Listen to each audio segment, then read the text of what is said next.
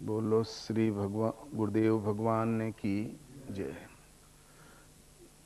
तुम चलो दीवाने देश, संत सदा उपदेश बतावें, घट अंदर दीदार करावें।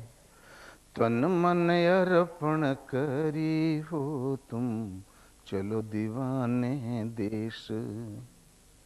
शब्द विहंगम बाजे तूरा, कोटि भांति जहाँ भव के नूरा।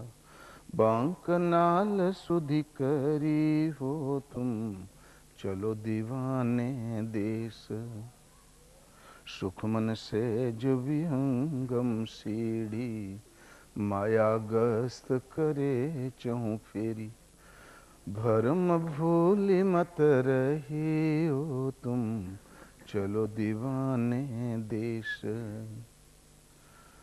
अलख संग मिली हो तुम, चलो दीवाने देश। यह पद का जो अर्थ बतावे, कहे कबीर वे दास हमारे। को नाम का व्यवहारी मिली हो तुम, चलो दीवाने देश। अलख संग मिली हो तुम, चलो दीवाने देश। संत कबीर का कोई भजन साधना की शुरुआत, चेतावनी, कोई भजन साधना की जागृति, कोई भजन किसी भजन में उल्लेख है मिलने वाली विभूतियां रिद्धि सिद्धि, और किसी में प्राप्ति वाले महापुरुष के लक्षण हैं। इस भजन में उन महापुरुष ने बताया है तुम सभी प्राप्त कर सकते हो, भगवान सबके लिए सुलभ है, किंतु एक काम करो, तुम चलो दीवाने देश। दीवानों के देश में चलो। माई माई लोगों में बैठे, दीवानी मेरा दर्द न जाने कोई। मैं प्रेम दीवानी हूं,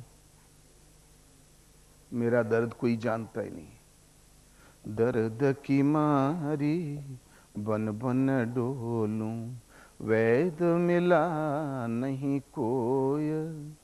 मीरा की जब पीर मिटेगी, वैद सांवरिया होए। दर्द न जाने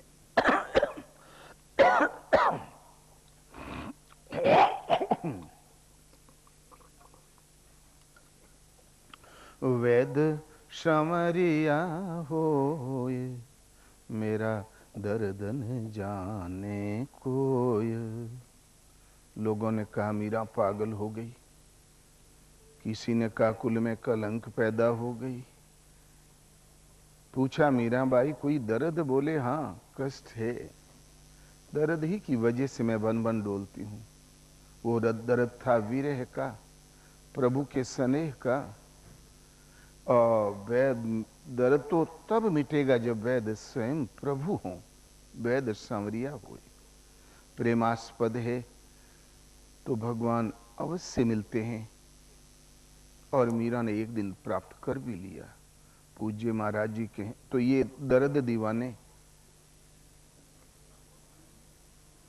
दीवानों के देश में चलो। जड़ भरत दीवाने थे, लोगों ने समझा सब घर वालों की पागल। सुतीक्ष्ण दीवाने थे, आरंभ में तो शिष्यों में सबसे गद्दार सुतीक्ष्ण लगा।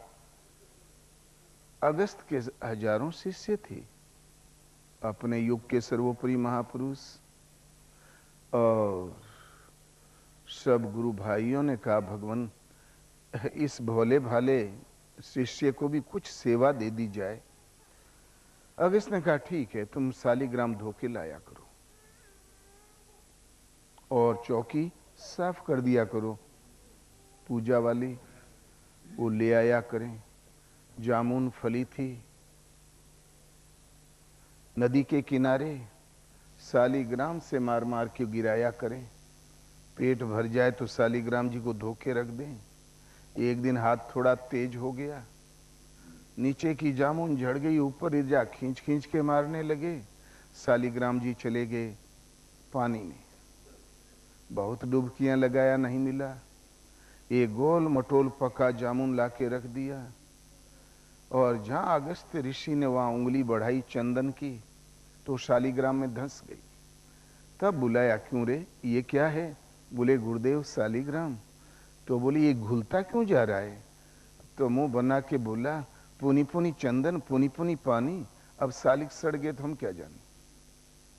तो बोले तेरी ब्रह्म ज्ञानी की, जाओ असली भगवान लेके आओ। सुतीक्ष्ण बड़े दुखी हुए कि लो साधारण सी ड्यूटी मिली, वो भी मैं नहीं कर सका, अब तो बड़ी कड़ी ड्यूटियां मिल गई, असली भगवान लेके आओ।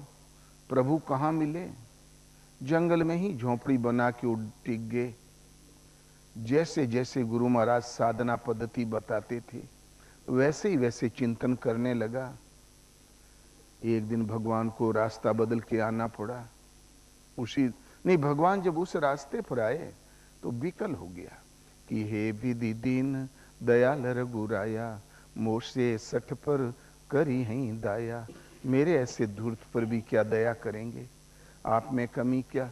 मोरे जिए भरोस दृढ़ नाही, भक्ति न विरति ज्ञान मन माही। भक्ति नहीं, वैराग्य नहीं, मन में ज्ञान नहीं, विश्वास भी तो सुदृढ़ नहीं। कौन सा ऐसा उपाय जिससे प्रभु प्रसन्न होंगे?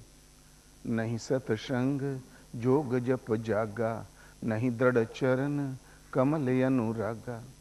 सत्संग नहीं, जोग नहीं, जप नहीं, अनुराग भी तो सही नहीं है।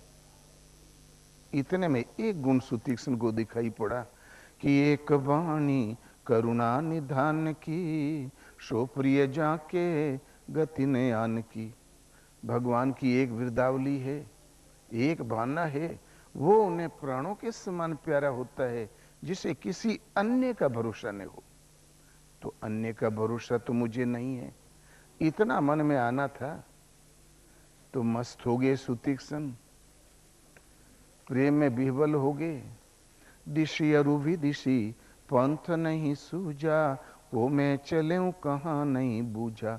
कबहू क फिर पाछे पुनि जाही, कबहू क नृत्य करें गुण गाई।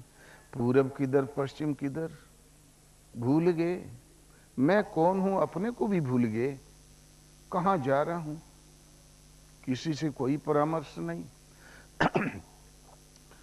तो अतिशय प्रीति देखी रघुवीरा, प्रगटे हृदय हरन भव भीरा।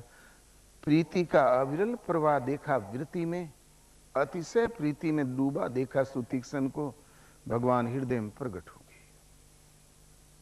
तो मुनि मग माज अचल होई बैसा, पुलक शरीर पनस फल जैसा। बीच रास्ते में स्थिर होके बैठ गए सुतीक्ष्ण। रोमांच आया जैसे कोई कटहल का फल हो। फुटपाथ पर नहीं बैठे थे, किसी पगडंडी में, रोड में नहीं। मग तो केवल दो, निवृत्ति मार्ग, प्रवृत्ति मार्ग। प्रवृत्ति मार्ग वह है आवागमन का रास्ता, सदा प्रवृत्त रहो, सदा चलते रहो। चाल तो कभी नहीं रुकेगी, किंतु पहुंचोगे कभी नहीं, कहीं नहीं। निवृत्ति मार्ग, यदि ये भक्ति पथ है, इसमें चलते चलते जब हृदय में स्वरूप आ गया, जिसे ढूंढता था वो हृदय में आ गया, आगे जाएं कहां। जिन्हें ढूंढ रहा था वो तो हृदय में उतर आया, तो अचल स्थिर होके बैठ जाता है साधक। तो मुनि मग माज अचल होई बैसा, पुलक शरीर पनस फल जैसा।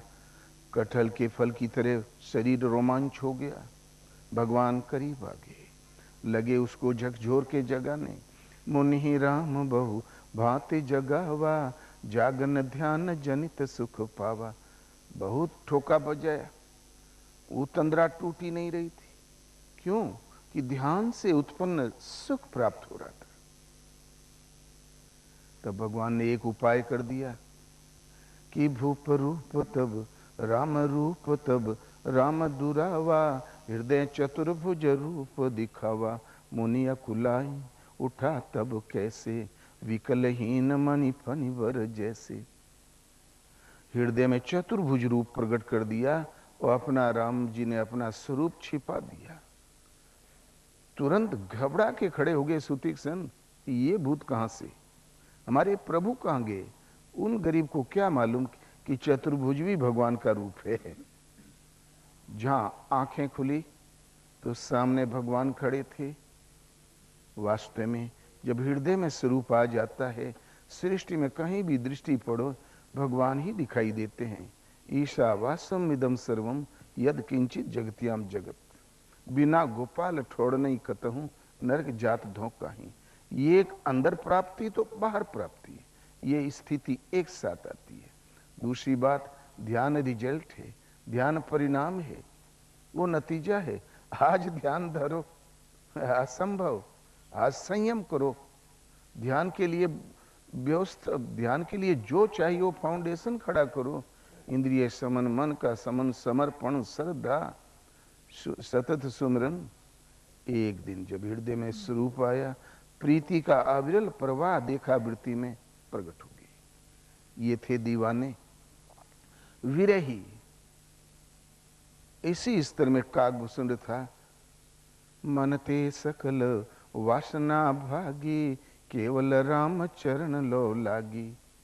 सारी वासनाएं दूर हो गई, प्रेम विवश, और वासना के स्थान पर कुछ था तो भगवान के चरणों में प्रीति लो लग गई, पूरा अभिलाष निरंतर। और इसी प्रकार जो जो प्रेमी भक्त अंतरंग हुए, सब ने उसी जन्म में, इसी जन्म में उन प्रभु को विदित कर लिया। महाराजा मनु तो चक्रवर्ती सम्राट थे, चक्रवर्ती नहीं, सृष्टि चक्र उसी का था, उन्हीं महापुरुष का था। इतना ही नहीं, स्वर्ग उनका जन्माया, उनका बसाया। धन की तो कमी नहीं थी, एक बार दुखी हो गए, चौथापन घड़ी में बीत गया। विषयों से तो वैराग्य होता ही नहीं। बरबस राजपाट फेंका, पुत्र की ओर चले गए ऋषि नैमिषारण्य। उस अरण्य वियावान वन में ऋषि निवास करते थे, उनसे मिले, साधना का क्रम समझा, शांति एकांत भजन में लग गए। तोरी अभिलाष निरंतर होई, देखिए नयन परम प्रभु सोई। निरंतर केवल एक अभिलाष, कब देखूं, किस क्षण देखूं उन परम प्रभु को। एक बार वो अस्थि मात्र होके शरीर रह गए, आकाशवाणी हुई और भगवान मिले, अवश्य मिलते हैं। पूज्य महाराज जी से पूछा, एक भक्त आमद पूछा ही करें, बोले महाराज क्या भगवान मिलते हैं? बोले अवश्य मिलते हैं। यदि विरही है, अनुरागी है तो अवश्य मिलते हैं। यदि जिसके हृदय में तड़प है तो भगवान नहीं मिलेंगे तो प्राण दे देगा, मिलेंगे क्यों नहीं। हमें मिलकर ही शांति दी है, सदैव यही नियम है। लेकिन उनके मिलन की केवल एक कुंजी, तुम चलो दीवाने देश। भगवान के अंतरंग भगत विरही पथिक जिस देश में विचरते थे, राग द्वेष दिशा विदिशा भूलकर उस देश में विचरण करो, अवश्य प्राप्त कर लोगे। तुम चलो दीवाने देश, अलख संग मिली हो तुम, चलो दीवाने देश। जो लखने में नहीं आता, अचिंत्य है, चित्त और चिंतन की लहरों से परे, बुद्धि और बुद्धि के निर्णयों से परे, अगोचर है, इंद्रियों से परे, और मनुष्य के पास है ही क्या। या तो आंखें देख ले, कान सुन ले, मन कल्पना कर दे, बुद्धि निर्णय ले ले, और क्या। अचिंत्य है, अगोचर है, इसलिए वो अलग है, इनसे नहीं लखा जा सकता। वो अनुभव गम्य है, उस अलग का संग भी पा जाओगे और मिल भी जाओगे, उसमें विलय प्राप्त कर लोगे। तुम केवल एक काम करो, भगवान के अंतरंग भक्त जिस गतिविधि से निकल गुजर गए हैं उनके देश में विचरण करो। तो तुम चलो दीवाने देश। विरही भक्तों की चाल में चलो, उस राह पर चलो, अवश्य प्राप्त कर लोगे। भला उस भगवत प्राप्ति वाली साधना चलें तो वो विधि कहाँ मिलेगी? तो संत सदा उपदेश बतावे, अनादिकाल से, सभ्यता के आरंभ से, जब से भक्त और भगवान का संसर्ग हुआ आदिकाल में, तब से संत सदा उपदेश बतावें कि भगवान कहाँ रहते हैं, उन्हें कैसे ढूंढा जाए। ये विधि सदैव संतों से प्रसारित हुई है। भक्ति ताते अनुपम सुख मूला, मिले जो संत हो ही अनुकूला। लक्ष्मण ने पंचवटी में भगवान राम से प्रश्न किया, प्रभु सुख का साधन क्या है? माया क्या, ब्रह्म क्या, विद्या क्या, अविद्या क्या? कई प्रश्नों के बीच में एक छोटा सा प्रश्न, प्रभु सुख का स्रोत क्या? लक्ष्मण, भक्ति अनुपम सुख की मूल है। तो बोले प्रभु प्रदान कर दें। बोले नहीं, सीधा मैं भी नहीं दे सकता। मिले ही जो संत हो ही अनुकूला, मिलेगी तभी जब संत अनुकूल हो। दान दया दम तीर्थ मज्जन, जहाँ लगी धर्म कहत श्रुति सज्जन। सब कर फल हरि भक्ति सुहाई, सो बिनु संतन काहू पाई। दान करो, दया करो, इंद्रियों का दमन, मन का समन, तीर्थों का अवगाहन। जहाँ तक वेदों ने, धर्मज्ञ महापुरुषों ने धर्म के आचरण बताए हैं, सब कर डालो। जहां लगी धर्म कहे श्रुति सज्जन, सब कर फल हरि भक्ति सुहाई। इन सब शुभ आचरणों का फल है हरि की भक्ति, और वह भक्ति सो बिनु संतन का उपाय, बगैर संत के आज तक किसी ने प्राप्त किया ही नहीं। परमात्मा आदि परम धाम है, तो ये संत सदगुरु साधना की जागृति और प्रवेश द्वार है, पूर्ति पर्यंत पद थे।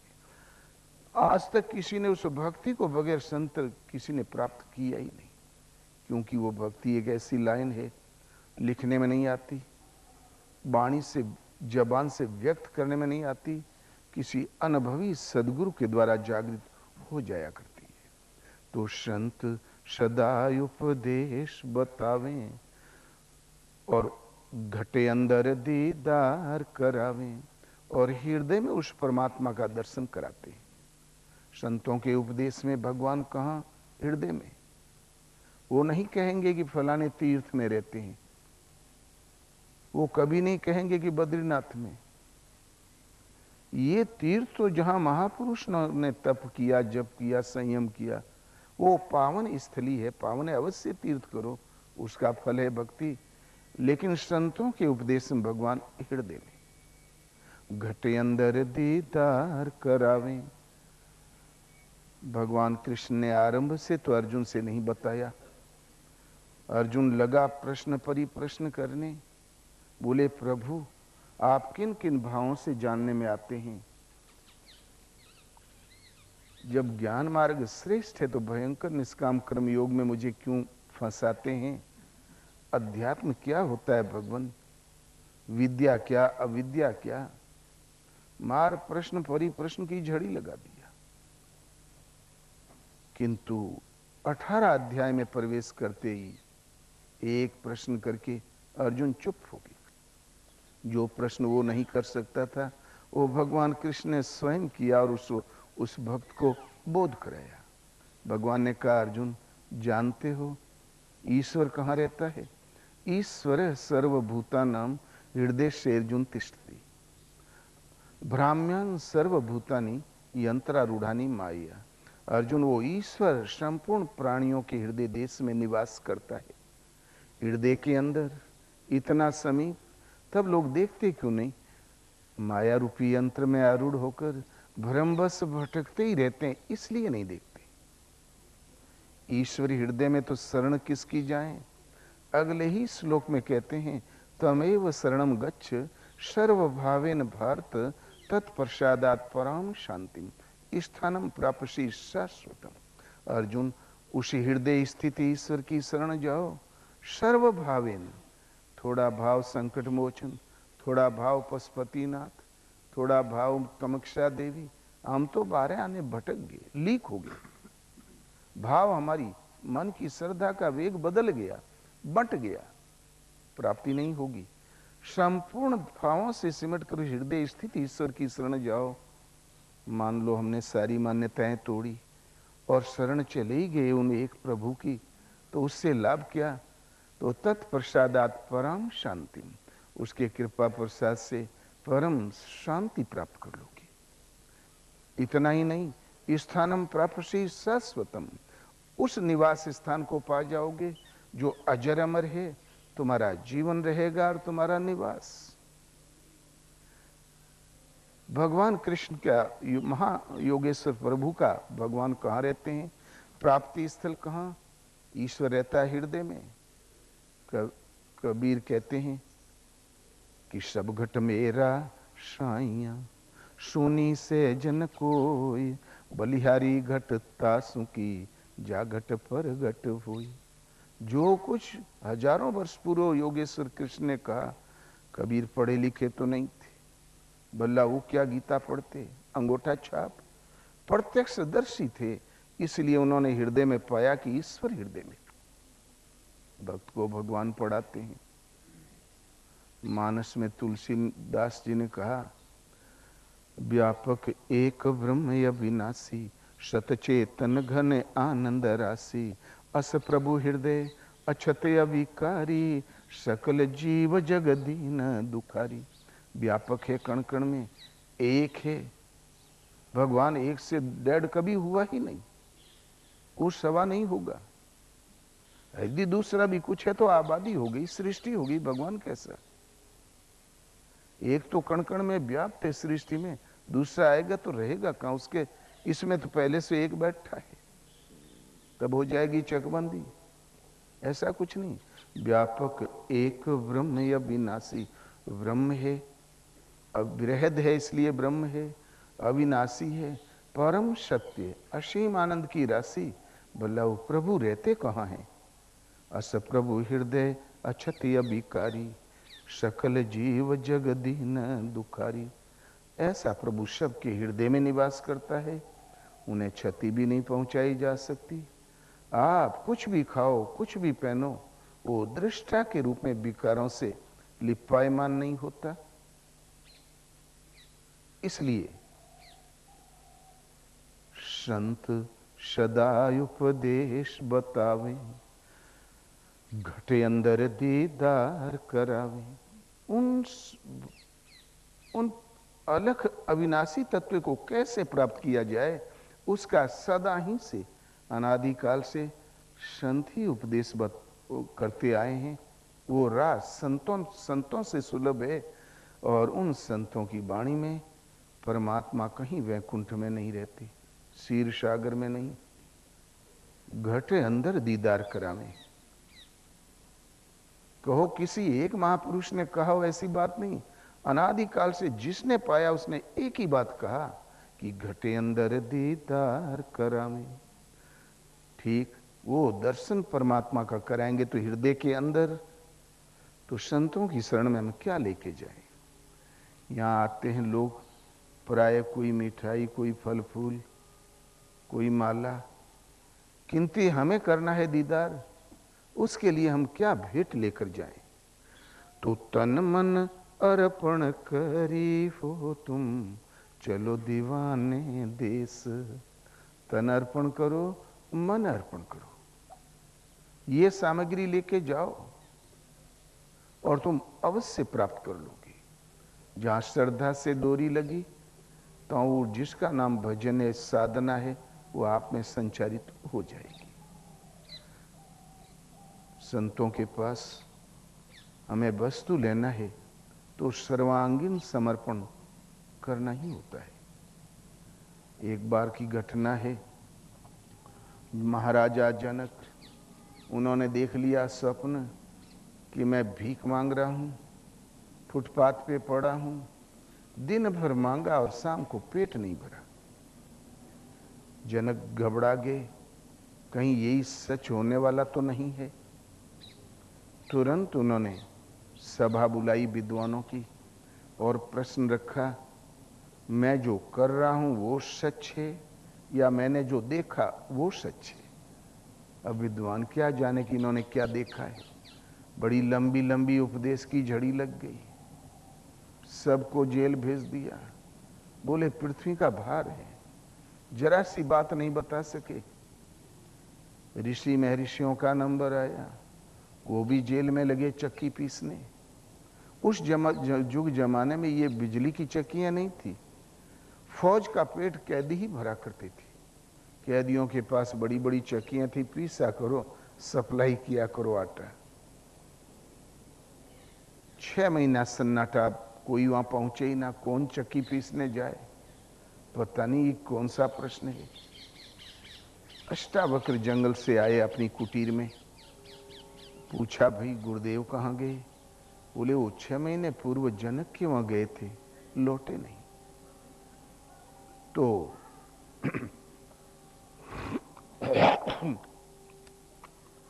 अष्टावक्र पहुंच गए।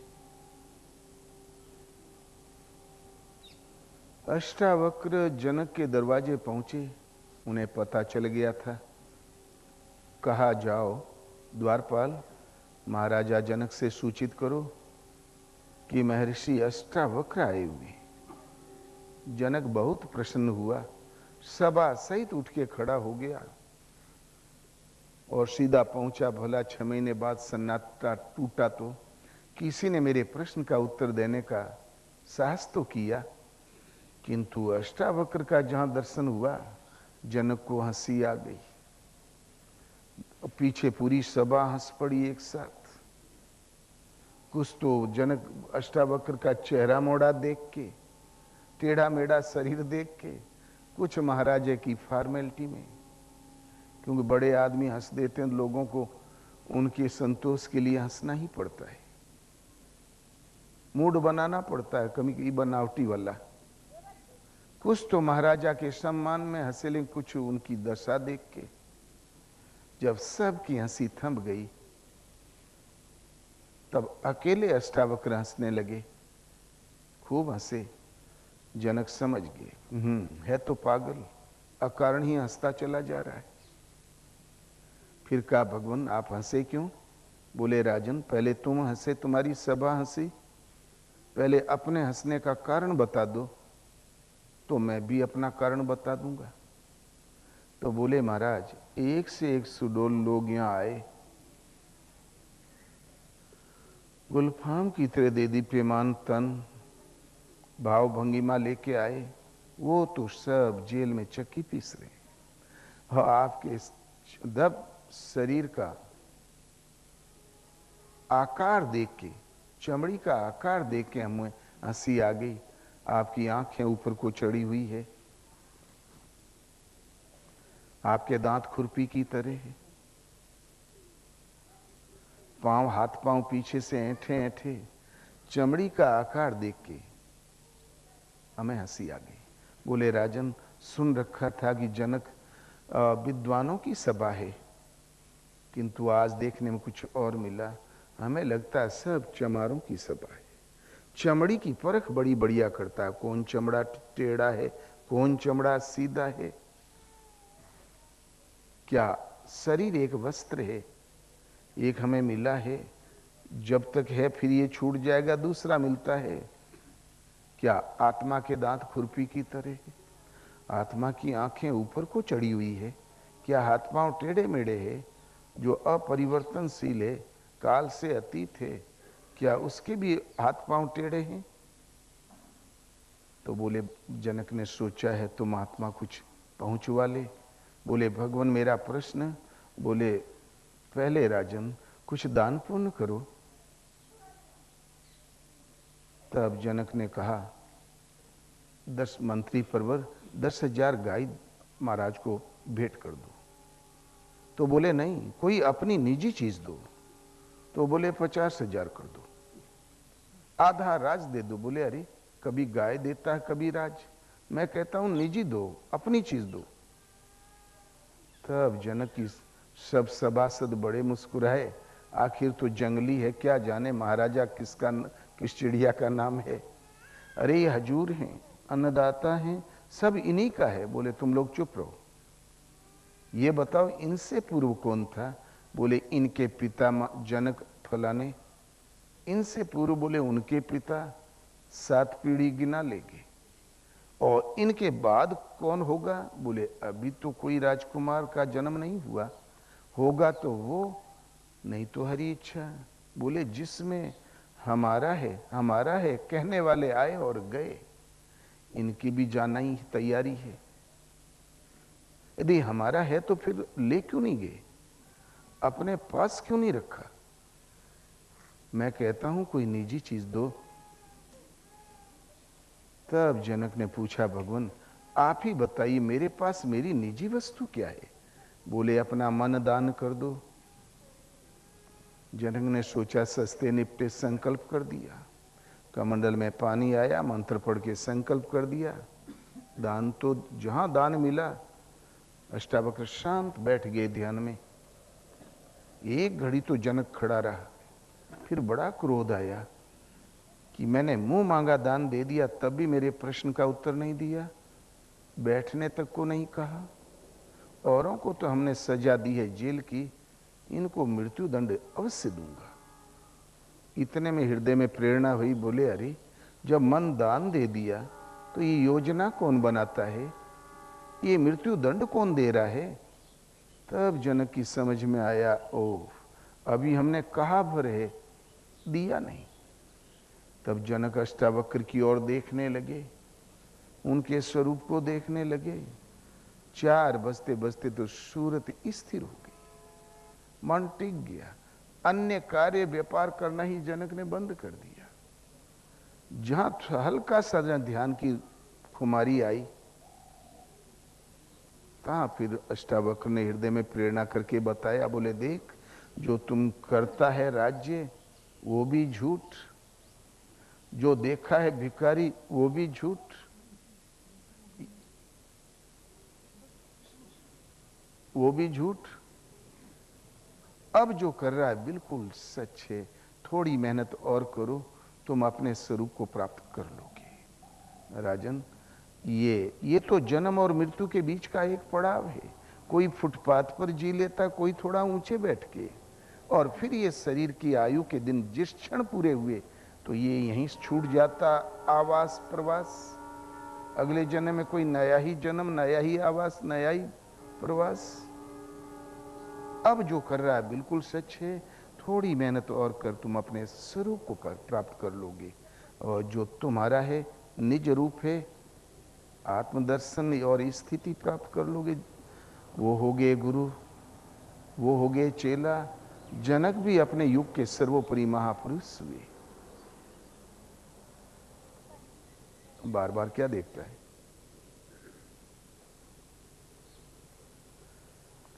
तो इसलिए सद्गुरुओं से सद्गुरुओं की विद्या प्राप्त करने के लिए बस एक ही उपाय है कि तन अर्पण करो, मन अर्पण करो। जिस दिन श्रद्धा से डोरी लग जाएगी सद्गुरु से, जिसका नाम विद्या है, भजन है, तुरंत आपके हृदय में जागृत हो जाएगी।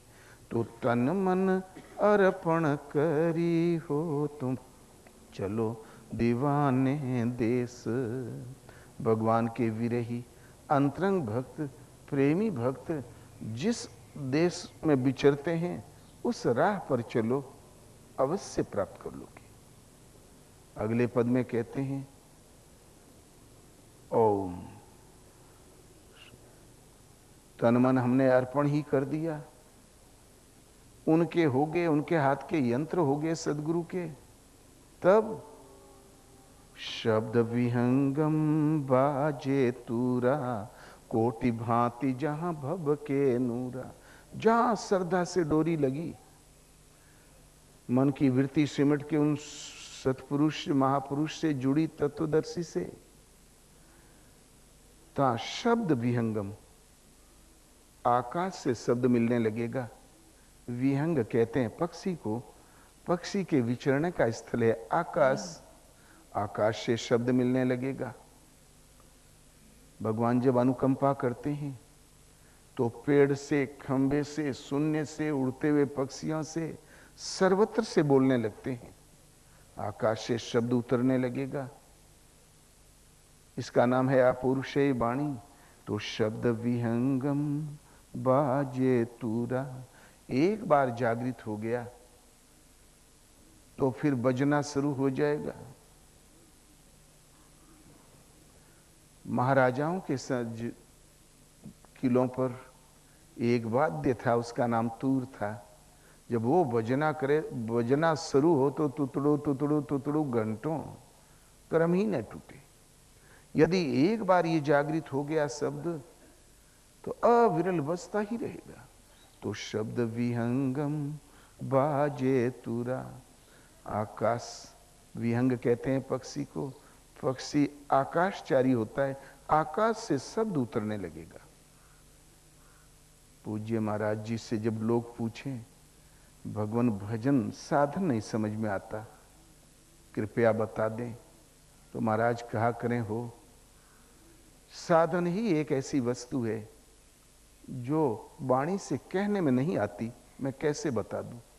जबान से कहने में नहीं आती, कलम से लिखने में नहीं आती, किसी अनुभवी सदगुरु के द्वारा किसी किसी अधिकारी के हृदय में जागृत हो जाया करती है।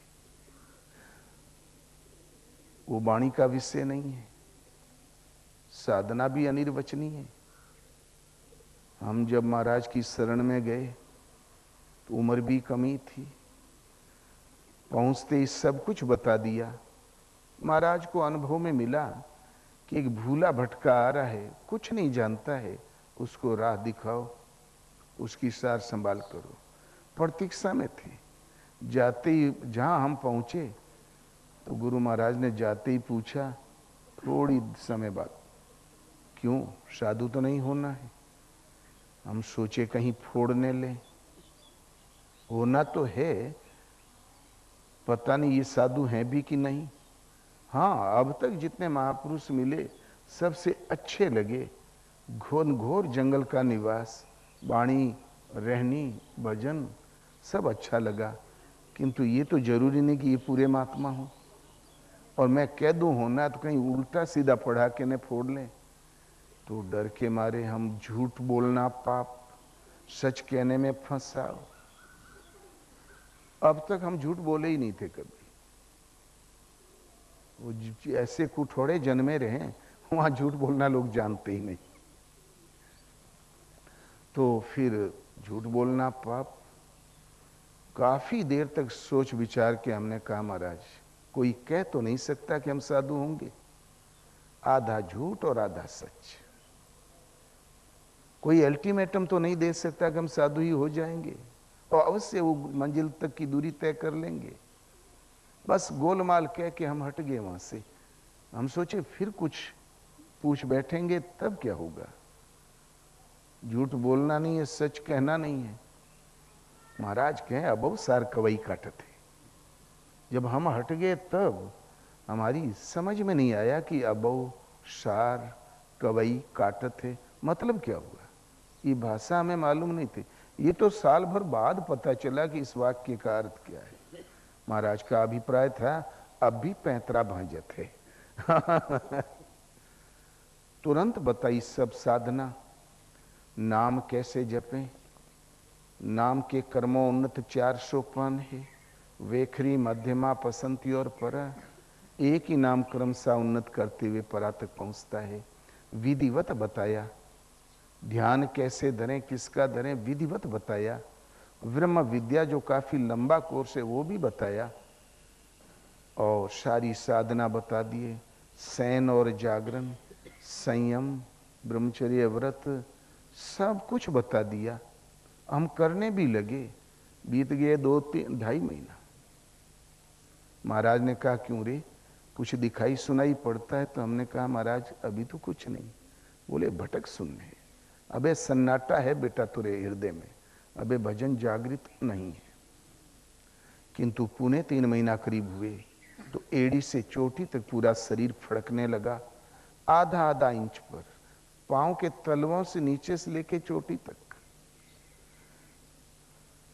हमने सोचा कोई बीमारी होगी।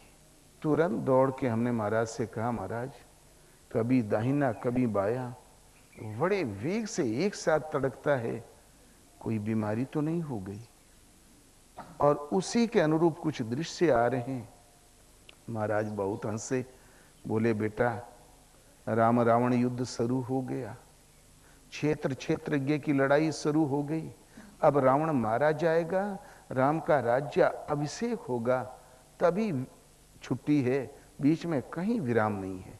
बेटा भजन जागृत हो गया। आज से भजन एक ऐसी वस्तु है जागृत होती है, वो है अपौरुषेय वाणी का उतरना।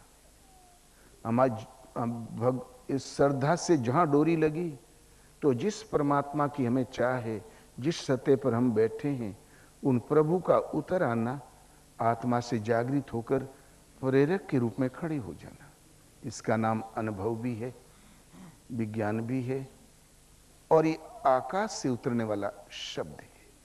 आरंभ में साधक की अवस्था हल्की है, भगवान हल्के स्तर से बताएंगे, जो जो स्तर उठेगा त्यों त्यों बताएंगे, स्तर उठता जाएगा। तो शब्द विहंगम बाजे तुरा, एक बार आकाश से शब्द जहां जागृत उतरा, उस संत की शरण जाने से, तन मन अर्पण करने से, जहां श्रद्धा से डोरी लगी, तुरंत गुरु के अंदर जो गुरुत्व आप में प्रसारित हो जाएगा, आकाश से शब्द उतरने लगेगा। शब्द विहंगम बाजे तुरा, एक बार जागृत हो गया तो अविरल चलता ही रहेगा, जब तक लक्ष्य प्राप्त नहीं हो जाएगा तब तक, बीच में कहीं तोड़ नहीं, विराम नहीं। और कोटि भांति जहां भव के नूर, करोड़ों करोड़ों विधियों से परमात्मा का स्वरूप आलोकित होने लगता है, भभकने लगता है। जो जो स्तर उठता जाता है त्यों त्यों भभकने लगता है, करोड़ों विधियों से वो परिदर्शित होने लगता है। कैसे वो कण कण में व्याप्त है, कैसे ज्योतिर्मय है, कैसे योगक्षेम करते हैं, कैसे काल से अतीत है, उन ईश्वरीय विभूतियों का बराबर दिग्दर्शन होता जाता है उसी शब्द के आलोक में। तो कोटि भांति जहां भव के नूरा, किंतु साधक को क्या ड्यूटी करना होता है? बांक नाल सुधि करी हो तुम, चलो दीवाने देश। बंकनाल है श्वास, नासिका में गई, ब्रह्मांड मस्तिष्क में गई, फिर मेरुदंड रीढ़ की हड्डी पकड़ के, फिर नाभि कमल, फिर लौट के आई, फिर लौट के उसी मार्ग से लौट आई। श्वासा तो पांव के तलुओं में, हाथ की हथेलियों में, सर्वत्र है, किंतु इसके प्रमुख आने जाने का मार्ग नासिका, मस्तिष्क, ब्रह्मांड, मेरुदंड, घूम के नाभि कमल, फिर लौट के वापस, ये बंकनाल माने टेढ़ी नली। श्वास का एक नाम है सदुकड़ी भाषा में।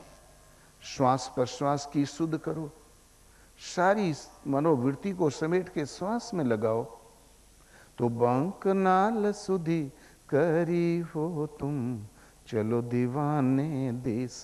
किंतु ये शुद्ध करते समय विरही, अनुरागी, प्रेमी भगत की चाल चलो, अवश्य प्राप्त कर लोगे। हर महापुरुष इस श्वास पर बल देता आया है। भगवान बुद्ध ने कहा, भिक्षुओं श्वसन क्रिया पर ध्यान केंद्रित करो, शांत बैठ के देखो कि कब श्वास अंदर गई, कितनी रुकी, कब लौट के आई, बाहर कितनी रुकी, फिर कब अंदर गई, इस पर ध्यान स्थिर करो। अन्य विचारों को शांत करके केवल श्वास को देखो। पूर्व में बुद्धिस्ट सब के सब ओम का जाप करते थे। तिब्बत और नेपाल में बड़े मठों में आज भी ओम ही चल रहा है। अभी कैसेट आया है आश्रम में, वहां की नित्य पूजा पद्धति का, ओम मणि पद्मे हुम, ओम मणि पद्मे हुम। ओम कमल सदृश निर्मल मन में सदा निवास करता है। ओम का अर्थात होता है सम्यक संबुद्ध परमात्मा। कमल सदृश निर्मल मन में, कीचड़ में रहते हुए भी कमल निर्लेप रहता है, ऐसे निर्लेप मन में ओम निवास करता है। ये तो आपस में सांप्रदायिक टकराव की वजह से आस्ते आस्ते उस नाम को गौण करने लगे लोग। किंतु उन महापुरुष का यही जाप्य नाम था। श्वास श्वास पर राम कहो, वृथा श्वास जनि खोए, न जाने यही श्वास का आवन हो या न होए। कबीर का कहना, श्वास श्वास को देखो, हर श्वास पर नाम का सुमिरन करो, नाम जपाओ श्वास से, न जाने इस श्वास का लौट के आना हो या न हो, कल का भोर हम देख पाए या न देख पाए। श्वास का भजन नहीं जानते, उन्हें महापुरुष लोग अपनी कुटिया में 2 रोटी भी नहीं देते थे। क्यों? स्वयं पथ भ्रष्ट है, गुमराह है, और घूम घूम के गुमराही तो करेगा। श्वास एक ऐसी माला है, जब से जन्म हुआ और मृत्यु नहीं हो जाएगी तब तक अविरल चलती ही रहेगी, कभी कर्म नहीं टूटेगा। केवल मन को सब ओर से समेट कर श्वास में लगा भर दो, देखा भर करेगी श्वास कब आई और कब गई। और जब देखने लगे शांत स्थिर होके मन, अन्य विकल्प शांत हो जाए, देखने लगे, तब आस्ते से चिंतन से नाम ढाल दो। श्वास आई तो ओम, गई तो ओम, ओ मैं, राम जपते तो राम मैं। उन प्रभु को पुकारे, ऐसा कोई 2 ढाई अक्षर का नाम। श्वास एक ऐसी माला है जो मन से ही देखी जा सकती है, कर से नहीं, जीभ से नहीं। जिभ्या पर आवे नहीं, निरख परिक कर ले, तो घटे अंदर दीदार। और वो शब्द विहंगम बाजे तुरा, कोटि भांति जहां भब के नूरा। उस शब्द के आलोक में करोड़ों विधियों से वो भगवान का स्वरूप विदित होने लगता है, प्रकाशित होने लगता है। किंतु साधक क्या करे? बंक नाल सुधी करी हो तुम, चलो दीवाने देश। श्वास प्रश्वास की सुध करो, बाकी सब और से चित्तवृत्ति को समेटो और लगाओ। आस्ते आस्ते एक अवस्था ऐसी आएगी कि सूरत टिक जाएगी श्वास में। आज भजन करते हो तो सन्न दिनों कभी श्वास देखती है, मन कभी देखता है, और कभी भाग के पता नहीं कहां चला जाता है। ये भाग दौड़ रुक गई, सहज टिकने लगी, इसका नाम है सुखमनी अवस्था। ये संतों का निवास स्थान है। तो सुखमन सहज विहंगम सीढ़ी, माया गस्त करे चहु फेरी। मन सुख पूर्वक श्वास आई तो ओम, गई तो ओम, इसी के अंतराल में रवां होके स्थिर हो जाए, ये सैया है। अन्य भला अथवा बुरा विकल्प न आवे, अन्य विकल्प न आवे।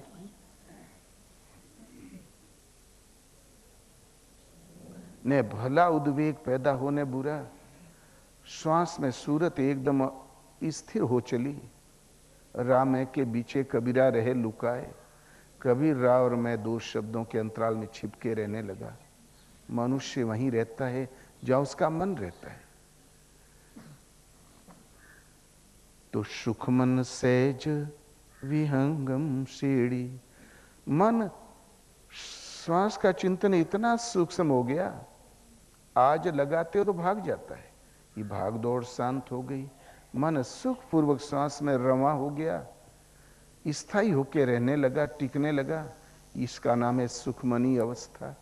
सुख और मन सुख पूर्वक उसमें प्रवाहित रहने लगा। ये सैया है, ये निवास स्थान है। यहाँ आके योगी कोई भी भक्त विश्राम करने लगता है, क्योंकि सब दुख का कारण तो मन की हलन चलन थी, वो शांत हो गई। ये एक सैया है, बड़ी महत्वपूर्ण अवस्था। किंतु यहां तक की दूरी तय करने के लिए रास्ता एक विहंगम सीढ़ी। आकाश से जो शब्द उतरता वो कहता क्या है, भगवान चाहते क्या है? आज्ञा पालन। वहां तक की दूरी, सुख पूर्वक मन शांत प्रवाहित हो जाए, यहां तक की दूरी तय करने के लिए, इस ऊंचाई तक पहुंचने के लिए सीढ़ी है विहंगम। आकाश से जो शब्द उतरता उसको पकड़ो, समझो और चलो। बस पूज्य महाराज जी कहें आज्ञा पालन ही भजन है। भगवान चाहते क्या समझो और लगो। तो सुखमन सहज विहंगम सीढ़ी, किंतु वहां तक पहुंचने की सीढ़ी एक ही है, आदेश का पालन। आज जो शब्द उतरे उनको समझो और लगो, पहुंच जाओगे। माया गस्त करे चहु फेरी,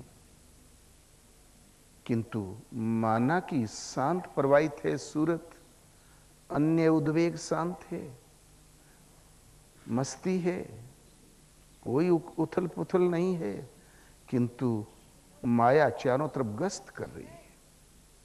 माया बड़ी तेजी से गश्त कर रही है। माया छिद्रान्वेषण कर रही है, खींच के पटक देने के लिए प्रयत्न में लगी है माया। माया गश्त करे चहु फेरी, भरम भूली मत रहियो तुम, चलो दीवाने देश। इस धोखे में मत रहना, इस भ्रम में मत रहना कि हमारी अवस्था बहुत अच्छी है। एक बार सूरत लग गई तो रिनक दिनक धुनी अपने से उठे, धुनी प्रवाहित हो जाती है। मन शांत स्थिर और प्रवाहित है, बड़ी महत्वपूर्ण अवस्था। इस धोखे में मत रहना। माया गश्त कर रही चारों तरफ। कोई चरवाहा जब कोई पशु भागता है तो दौड़ के समेटने लगता है, शांत चल रहे हैं तो क्यों समेटे। माया देखती है कि बेटा हमारा चंगुल से निकल जाना चाहता है, तो छोरत ग्रंथि जानि खगराया, विघ्न अनेक करहि तब माया। माया देखती है मेरे चंगुल से ये जीव छूटकर जाना चाहता है, अनेक विघ्न उपस्थित करती है। कलबल छल करी जाहि समीपा, अंचल बात बुझा वहीं दीपा। वो कल करेगी, बल करेगी, माया छल करेगी, हर हालत में करीब पहुंचेगी और आपके अंदर जो ज्योति जग गई है भक्ति की, उसको कमजोर करेगी, बुताएगी। इतने पर भी बेटा नहीं फंसा तो रिद्धि सिद्धि प्रेरही बहु भाई, बुद्धि लोभ दिखा वहीं जाई। माया रिद्धियां प्रदान कर देगी, सिद्ध बना देगी, बुद्धि को लोभ दिखाएगी, कुछ दे नहीं रही है। ऐसी अवस्था वाला साधक, कोई संत बाजू से निकल भर जाए, मरणासन है, श्वास रुक भी गई है तो फिर संचार हो जाएगा, वो जी जाएगा, वो भले जी जाए। उस महापुरुष की अवस्था वही है, उसे जी भी जाना चाहिए। किंतु बाबा जी ने सोचा कि हमारे अंदर इतना पराक्रम आ गया, माया कामयाब हो गई, बस भले जी जाए। क्या है हमारे द्वारा, हमारे आजू बाजू का एक माहौल है वो, लेकिन भगवान तो नहीं है। वो संत जिसे ढूंढने चला वो तो नहीं है। कदाचित इस आव भाव में उलझ गया तो छूटी न ग्रंथि मिटा सो प्रकाशा, बुद्धि विकल भई विषय बतासा। इसलिए बड़ी शांत सम अवस्था है, सुख मन सहज है, मन सुखपूर्वक श्वास में प्रवाहित है, किंतु माया गश्त कर रही चारों तरफ। इस भ्रम में मत रहना कि हमारी अवस्था अच्छी। जब तक कल प्राप्ति हो जाएगी तो आज माया कामयाब हो सकती है, अगले पल प्राप्ति हो जाएगी तो बीच वाले पल में माया ठोकर दे सकती है। अरब के एक महापुरुष थे, बहुत अच्छे, 10 वर्ष की अवस्था में साधु हो गए। वो लड़का आस्ते आस्ते तल्लीन होके लगा ही रह गया, न देखना न सुनना। लोगों ने सोचा पागल है। आस्ते आस्ते उम्र बढ़ी तो लोगों ने सोचा नहीं, पागल नहीं, लगता है संत है। आस्ते आस्ते 75 वर्ष उम्र हो गई, लेकिन उनकी धुन में कोई फर्क नहीं आया। प्राप्ति का समय आ गया। जब प्राप्ति का समय आता तो भगवान अपने भक्त को थोड़ा ठोकते बजाते हैं। परीक्षा की घड़ी आई तो एक नवाब जादी आके खड़ी हो गई जंगल की कुटीर के सामने। उन महापुरुष ने बहुत औरतों को आते जाते देखा था, जंगली। ये एक देदीप्यमान, बड़ी सौम्य, बड़ी सुशील, वेशभूषा अजीबोगरीब।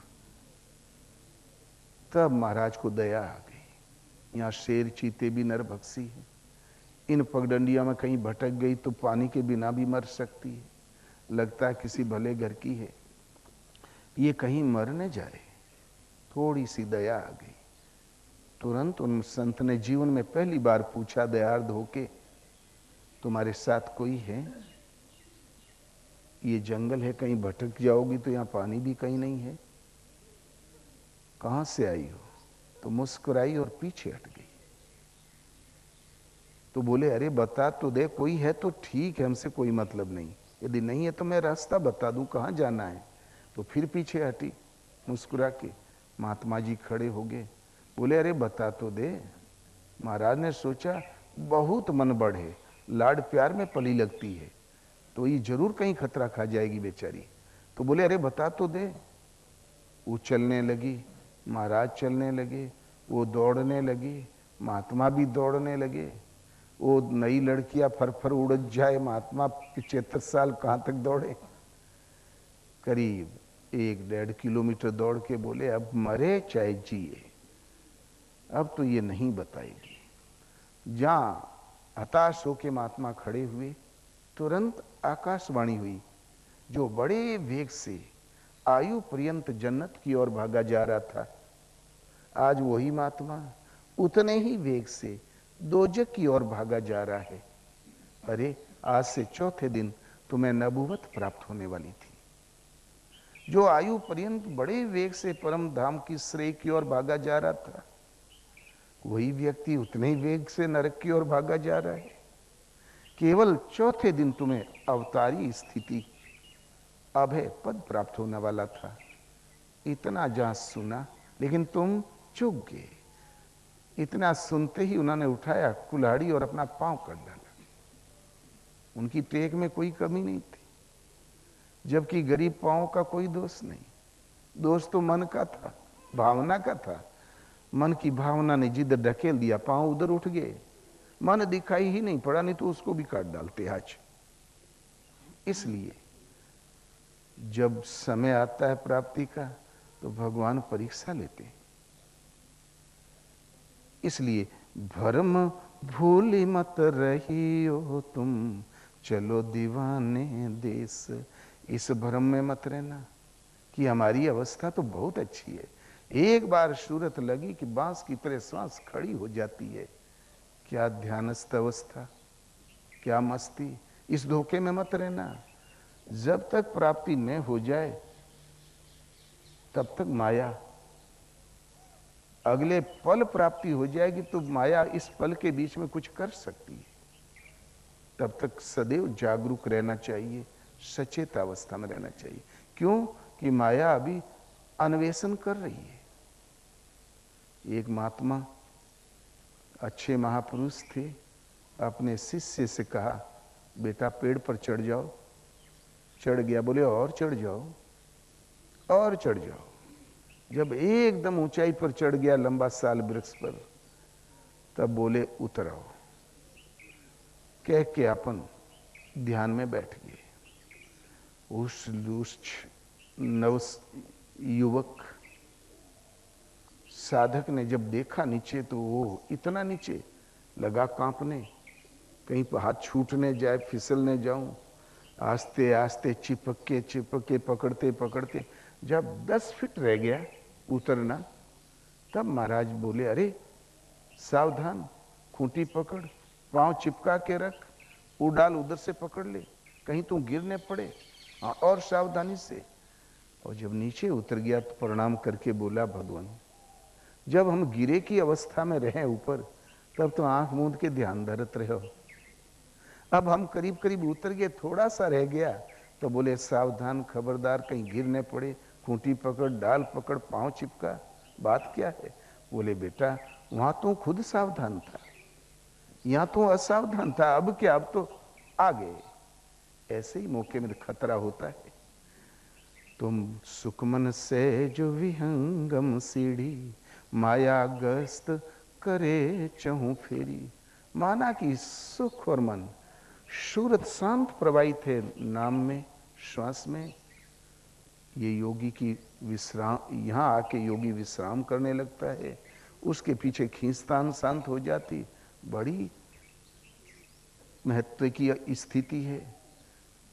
इस धोखे में मत रहना कि स्थिति अच्छी है।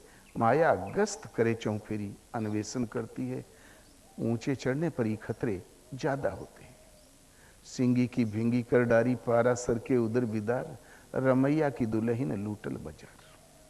ऊंचाई पर पहुंचने पर खतरे ज्यादा होते हैं कि वहीं परीक्षाएं आती हैं। अंत में कहते हैं, या पद का जो अर्थ विचारे, कहे कबीर वेदास हमारे। इस पद में जो बताई हुई विशेषताएं हैं, दीवानों के देश की चाल, संत सदा उपदेश बतावें, संतों से उपदेश, आकाश से शब्द की जागृति, अभ्यास इतना उन्नत कि मन एकदम शांत सुखपूर्वक प्रवाहित, न भला उद्वेग न बुरा, फिर भी सचेता अवस्था, सदा जागरूक सावधान। इस पद में जो स्थितियां बताई गई है उन पर, इस पद का जो अर्थ विचारे, इसमें इस पद में बताई हुई अवस्थाओं में पर जो विचार करे, विचार करके जो चले, कहे कबीर वे दास हमारे। कबीर कहता हूं मेरे दास हैं, वो सच्चे मेरे साधक हैं, वही शिष्य हैं।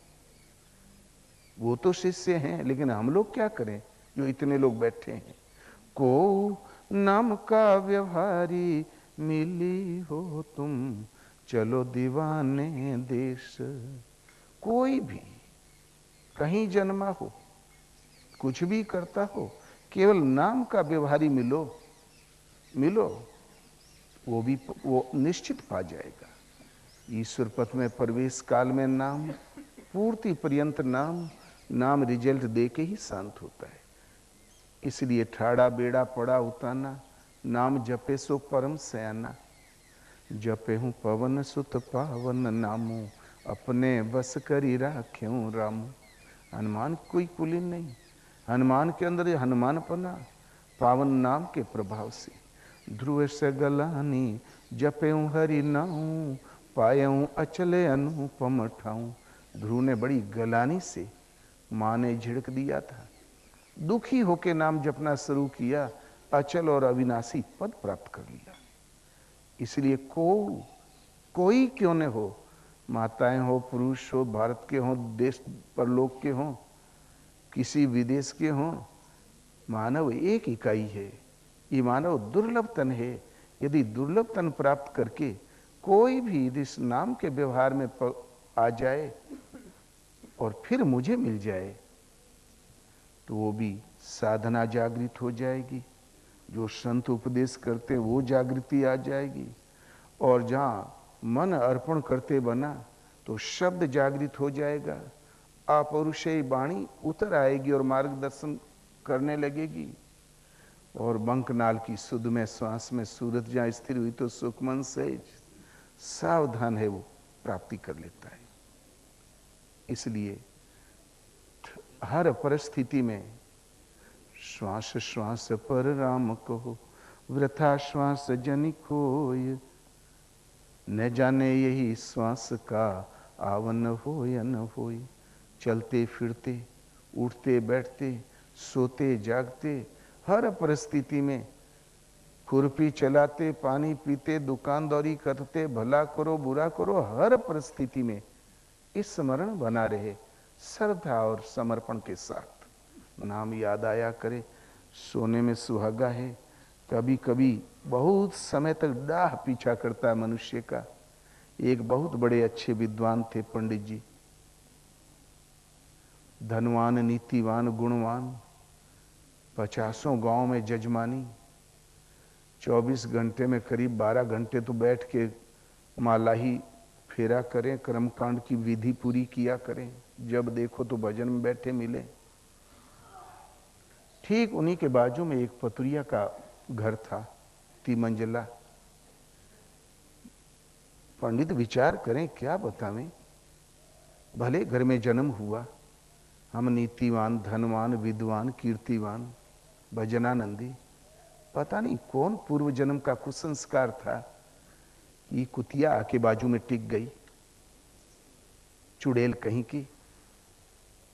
हटी नहीं जाती, कहीं चली भी नहीं जाती। माला जपते जपते जब याद आवे तो माला बंद कर दे, पहले 10 गाली झाड़ दे, तब माला आगे जपे। और पतुरिया विचार करे कि देखो ना, दुर्लभ मानव तन मिला है, ये क्षुद्र पेट के लिए रात दिन ताता दीना लोगों को रिझाना और 2 रोटी प्राप्त करना, भला ये भी कोई जिंदगी है? भला इससे तो नरक ही अच्छा होगा। हमारा इतना ही सौभाग्य है, एक सत्पुरुष पंडित जी हमारे बाजू में टीके हैं, ये गुरु हैं, ये महान है। हमारा सौभाग्य है कि इनका दर्शन रोज होता है। रोज खिड़क झरोके से झांक के आरब प्रार्थना जरूर कर ले, प्रणाम कर लिया करे। एक दिन शरीर छूटा पंडित जी का, और सौभाग्य उसी दिन छूट गया वो पतुरिया का।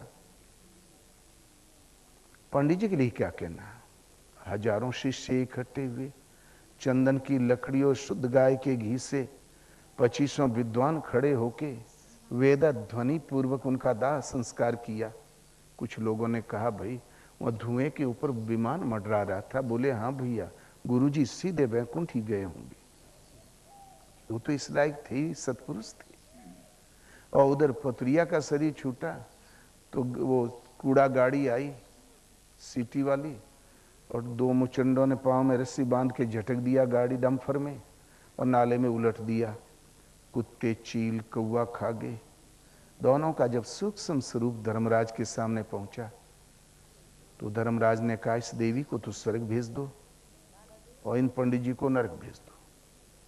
तो पंडित जी झल्ला उठे, बोले चंदन लगाते लगाते कपार सफेद पड़ गया, शुद्ध उच्चारण व्याकरण पढ़ते पढ़ते जीभ लुढ़िया गई, और रात दिन हमने भजन किया तो हमको नरक, और ई कुकरिया से एको कर्म नहीं छूटा तो धोने के स्वर्ग। बोले ऐसी बात नहीं पंडित जी, अंतमति सो गति। अंतिम समय में जो जिसका स्मरण करते हुए शरीर त्यागता है प्राय उसी योनि को प्राप्त होता है। तो अंतिम समय में बस आपके कंठ पर एक ही स्वर था, ये कुतिया कहाँ से आके टिक गई, चुड़ैल मरो नहीं जाती, चली नहीं जाती, और अंतिम समय में इसके कंठ पर हमारे कान शब्द में सुनने में आया है। हमारा सौभाग्य, हमारा तकदीर, जो इतने महापुरुष सदगुरु बाजू में टीके हैं, भजनानंदी, तपोधन, इसलिए आपका इनको मिल गया, उनको उनका। वास्तव में किसी का दोष देखने से हमारा किया कराया भजन भी चौपट हो जाता है। इसलिए न दोष देखो न गुण, पाप पुण्य की करे ने आशा, सो पहुंचे रघुनायक पासा। सुनऊ तात माया कृत गुण यरु दोष से अनेक, माया से उत्पन्न गुण अनंत है, दोष अनंत है। गुण ये उभय न देखिए, देखिए सो अविवेक। लेकिन तुम्हारा विशुद्ध गुण इतने में है कि वो देखो ही मत, न गुण देखो न दुर्गुण देखो, उधर देखना ही अविवेक है। गुण ही सही है तो मायाकृत, कारखाना तो माया है, निर्माण तो वहां से हुआ है। विशुद्ध गुण इतने में है कि तुम ही छाड़ी गति दूसर नाही, राम बसहु तिनके मन माही। फिर ये सदगुरुओं की विद्या केवल साधना में ही प्रयोग करें। समाज में भगवान कैसे रखते हैं, उनको सौंप दो अपने आप को, उनके गोद में फेंक दो, प्रभु जिसमें हित हो आप कर डालें। ये मत गिड़गिड़ाओ कि हमारी साड़ी बचाओ, लाज बचाओ। भगवान देखते हैं कि इसको क्या चाहिए, व्यवस्था तो खुद करते हैं, हम क्यों याद दिलाएं? क्या वो अनभिज्ञ हैं? एक महात्मा पशु पक्षियों की भाषा जानते थे। एक भगत को पता चल गया तो पीछे पड़ गया, बोले महाराज हमको सिखा दें। बोले अरे ये साधना पथ की वस्तु है, ये संतों के परमात्मा पर्यंत दूरी तय करने की साधना में सहयोग लगता है, इसका तुम्हारे किसी काम की नहीं। पीछे पड़ा ही रह गया, 1-2 साल। अंत में उन महापुरुष ने उसको देखा गया, मचल गया भगत, तो चलो ले लो, देख तो तुम्हारे काम की तो नहीं है लेकिन ले लो। बता दिया, बहुत खुश हुआ। बड़ा शौकीन था जानवरों का, बहुत कुछ किस्म किस्म के जानवर पाल रखे थे, मुर्गा था, कुत्ता था, घोड़ा, खच्चर, गधा, ऊंट, पशु पक्षी। एक दिन मुर्गा बोला कुत्ते से, बोले यार हम लोगों के बीच में जो ये घोड़ा है ये आज से चौथे दिन मर जाएगा। उसने सुना तो बहुत खुश हुआ, तुरंत घोड़ा लेके गया, नीलाम के चबूतरे पर खड़ा कर दिया। है कोई खरीदने वाला? चाल ऐसी, स्पीड ऐसी, रेस का घोड़ा, कभी कभी किसी के पीछे नहीं रहा। अच्छी तारीफ किया, बढ़िया दाम पा गया और चौथे दिन मर भी गया। 6 महीने बाद मुर्गा बोला यार ये जो खच्चर है हम लोगों के बीच में ये भी मर जाएगा आज से 5वें दिन। उसको भी लेके पहुंचा चबूतरा पर, भार ढोने में मजबूत, केवल 3 साल की उम्र, होनहार, किया तारीफ, बढ़िया कीमत पा गया। एक बार मुर्गा बोला, हम मुर्गा मूड़ी लटका खड़ा हो गया। कुत्ते ने कहा भाई ऐसी कौन मुसीबत आ गई? बोले यार पूछो मत, हम लोगों के बीच में जो हम लोगों की सेवा करता है, हम लोगों को दाना पानी देता है, वो गुलाम मर जाएगा आज से 6ठे दिन। पता नहीं कैसा दुष्ट आएगा, हम लोगों के जीवन पर क्या बीतेगी। ये कितना प्यार करता है, कितना टाइम से दाना पानी देता है, इसीलिए दुखी। जब उस मालिक ने सुना तो बहुत खुश हुआ, लेके पहुंचा चबूतरे पर। 32 साल उम्र, आज्ञाकारी, मजबूत, अर्धरात्रि को कहो तो ड्यूटी में खड़ा मिलेगा। है कोई गुलाम खरीदने वाला? बढ़िया पा गया पैसा। एक दिन मुर्गा चिल्लाया, बोले यार आज से चौथे दिन मालिक ही मर जाएगा। अब तो पतला दस्त होने लगा, भागा गुरु महाराज की तरफ, पाही माम शरणागतम, महाराज बचाओ बचाओ। बोले भाई किसको बचाऊं, किससे बचाऊं? तुम तो सुरक्षित है, पीछा भी कोई नहीं कर रहा है। तो बोले अरे महाराज, मुर्गे ने कहा घोड़ा मर जाएगा, ठीक, खच्चर मर जाएगा, गुलाम मर जाएगा, और सबको हमने बेच दिया, बड़ी अच्छी कीमत मिली, लेकिन ठीक समय पर सब के सब मर गए। अब उस मुर्गे ने कहा कि चौथे दिन मालिक मर जाएगा। तो अरे महाराज 2 दिन तो आप तक पहुंचने में लग गए, कल का दिन भर बीच में है, परसों मौत है, शरणागत हूं, पाही माम बचाओ। बोले अपने के बेच दे सस्ता मंदा। बोले अरे महाराज तो पैसा कौन रखेगा, बेच तो दूं। तो बोले बेटा, मुर्गा अपनी ओर से नहीं बोला, वो तो जो होनी थी वो बोला, तुम्हारे आयु का समय पूरा हो गया। इस विद्या का प्रयोग केवल साधना में किया जाता, नहीं कि विषय वस्तुओं के संग्रह में। तुमने अपना समय खो दिया। हमने पहले कहा था ना, ये इसके द्वारा केवल साधना पथ पर दृष्टि रखो, तुम प्रगति करके अपने स्वरूप को पा जाओगे। लेकिन तुमने उधरी खर्च किया। खैर एक दिन तो बीच में है, तो एक ही दिन भजन कर, और कोई रास्ता भी तो नहीं था, लग गया। इसलिए इस आकाशीय जो शब्द है उसके द्वारा आपको सांसारिक वस्तुएं भी मिल जाएंगी।